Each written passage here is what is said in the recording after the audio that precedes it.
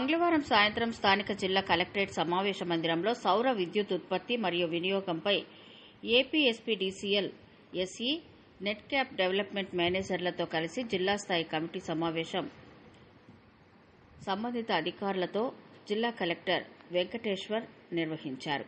ఈ సందర్భంగా జిల్లా కలెక్టర్ మాట్లాడుతూ సౌర విద్యుత్ ఉత్పత్తిని ప్రోత్సహించేలా కేంద్ర రాష్ట్ర ప్రభుత్వాలు పలు పథకాలను తీసుకొచ్చిందని, ఇందులో భాగంగా పీఎం సూర్యఘర్ ముఫ్త్ బిజిలీ యోజన పథకాన్ని తీసుకువచ్చిందని తెలిపారు. ఈ పథకంను జిల్లాలో అమలు పరచడానికి 10 మంది సభ్యులతో కూడిన కమిటీని ఏర్పాటు చేయడం జరిగిందని తెలిపారు.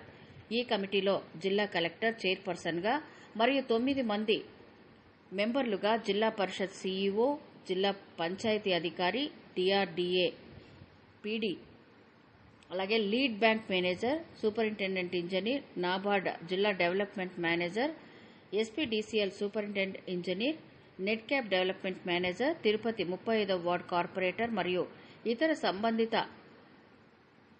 మెంబర్లతో కూడిన కమిటీని ఏర్పాటు చేశారు. సదరు కమిటీ పీఎం సూర్యఘర్ ముఫ్త్ బిజిలీ యోజన అమలును పర్యవేక్షిస్తుందని తెలిపారు.